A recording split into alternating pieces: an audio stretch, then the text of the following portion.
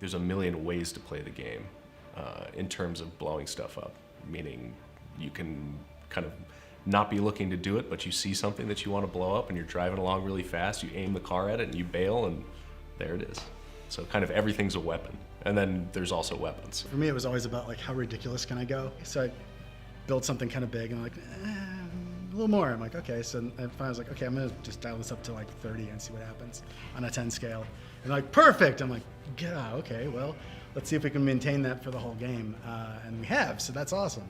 You know, we're a part of a section of games that have been focused on next gen since the beginning. And this allows us to do things that maybe the crossover titles weren't able to do up front. I mean, games like Uncharted is obviously amazing in how they script these sequences, but it's of course entirely pre-designed and canned. We try to avoid canned experience as much as possible, so it's all based on cause and effect. The world feels more reactive to what you do. It's not just one explosion. You get this shockwave, you get signs falling, you get people running away, you get kind of things burning, and it feels more alive. We noticed early on that when things blew up, the little pieces would fly just into the stratosphere, and so we changed to a pressure-based explosion algorithm. So now when things explode, it's kind of more like a real explosion and things follow a shockwave outwards. So you get more of this kind of debris sort of spraying. And frequently, some of the larger bits you can then interact with afterwards, use those pieces to, sort of dual tether them into other things, and, it's a playground. That seems to be one of the big, challenges that we face. Isn't even so much how do you blow something up. It's easy to blow something up. It's what happens when you blow it up and why it blows up. And if you have something that's moving very fast and colliding with the surface, does it blow up under those circumstances? And we have to figure out, how and when and why. Because if you're working on a school bus and you have to think about well, what if that school bus was in the air flying into a mountain? What would that, because we have to think about that, because it's that kind of game.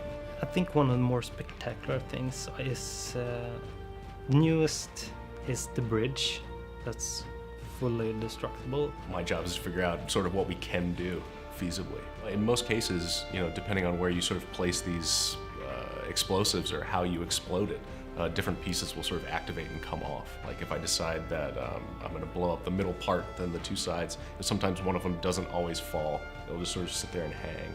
You'll see cars kind of like, driving off the edge.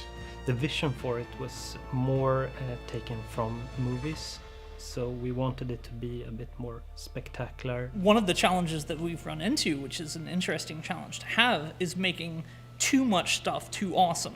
We have to take some things and be like, all right, well, so when you kick this can, it's not going to be an atom explosion. It's going to, it's just going to maybe a small gas bomb fireball, and then... Well, we have done a few things that make no sense, but it's okay. That's true. Yeah, there is some of that, yeah. So. Sure, it's not the most realistic thing in the world, but sometimes realism can be left for reality. And when I'm playing a game, I want to sometimes be surreal. And the game Just Cause is kind of about that. It's a guy with a grapple hook on his arm that can do it without it detaching his arm from his body. Doing it too realistically would perhaps be a bit dull, so we tried to amp it up just a bit. The vehicle team really came up with an idea to change the way destruction works. We spent more time on the fidelity of vehicle destruction.